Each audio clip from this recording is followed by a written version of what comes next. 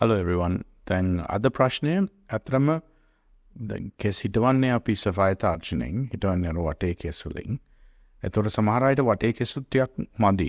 ඒගොල්ලෝගේ උඩ සම්පූර්ණ වගේ මුඩු වෙලා ඒගොල්ලෝ වටේ ටිකක් තුනී. දැන් මේගොල්ලෝ මොකද්ද කරන්න පුළුවන් කියලා අහනවා. දැන් සමහර අය යනවා මේ ක්ලෝනකරණය. ඒ කියන්නේ වටේ කෙස් මුලක් අරගෙන ඒක ලැබ් එකකට යවලා ඒකෙන් මේකෙන් ප්‍රගුණ කිරීමක්. ඒ කියන්නේ ඒක වර්ධනය ඒකෙන් එකකින් බහුතරයක් ගන්න එක ලැබ් එකක් කරා. ඊට පස්සේ ඒක ගිහලා ඔළුවේ පැර ගන්න ඒ හැකියාව තාම තියෙනවද කියලා දැන් ඒ හැකියාව දැන් තියෙනවද කියන එක තමයි අහන්නේ. ඇත්තටම මේක ළඟදී වෙච්ච දැන මේ අවුරුදු 30ක් 40ක් තිස්සේ මේ ක්ලෝනකරණය ගැන කතා කර හිටියා. හැබැයි තාම ඒ තාක්ෂණය නැහැ. ඇත්තම ලෝකෙ කොහෙවත් නැහැ. නමුත් කරන්න පුළුවන් දේවල් කිහිපයක් තියෙනවා. දැන් මේ අලුත් තාක්ෂණ ටිකක් දියුණු වෙගෙන එනවා. විශේෂයෙන්ම දැන් අපේ මූලික සෛල ඒ කියන්නේ දැන් කෙස් වර්ධනය වෙන මූලික සෛල තියෙන්නේ කෙස් ගහේ කොටස් දෙකක එකක් ඒකේ අර ටර්මල් පැපිලා කියන මූල කොටසේ රූට් එකේ සහ බල්බ් කියන ප්‍රදේශයේ දැන් අලුත් තාක්ෂණ කීපයක් මතුවලා තියෙනවා අපේ සෛල ලැබ් එකකට යවලා දැන් තියෙන එංගලන්තේ එතෙන්ට යවලා ඒකෙන් සෛල කොටස් අරගෙන ස්ටෙම් සෙල්ස් මූලික සෛල අරගෙන ඒවා ප්‍රගුණ කරන්න පුළුවන් ලැබ් එකක.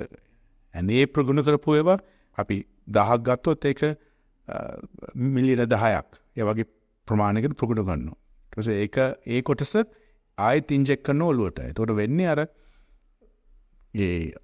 අවශ්‍ය තැනට මේ මූලික සෛලයේ ගිහිල්ලා කෙස් වර්ධනයක් ආරම්භ වෙනවා. මොකද ඒකට හේතුව අපේ කෙස් යනකොට ඒ කියන්නේ අපි තට්ට වෙනකොට අපේ මූලික සෛල ප්‍රමාණය අඩු වෙනවා.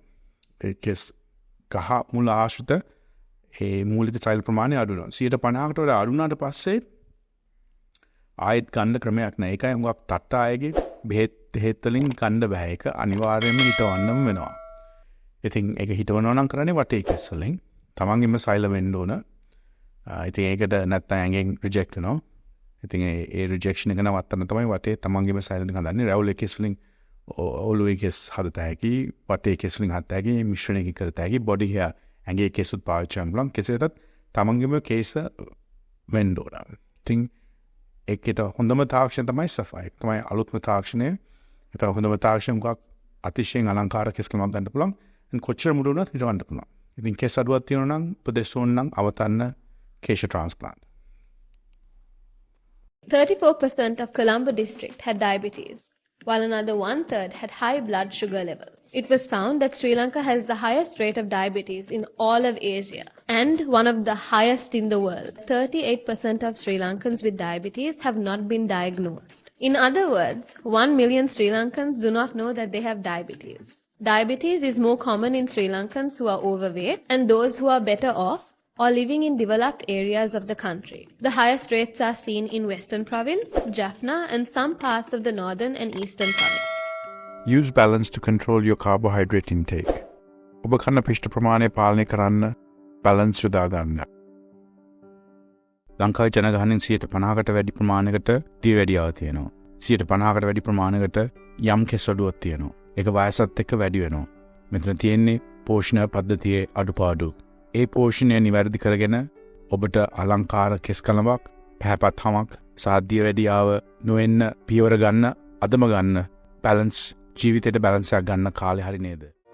හිස් කෙස් අස්වද්දන ආශ්චර්ය සේවයයි.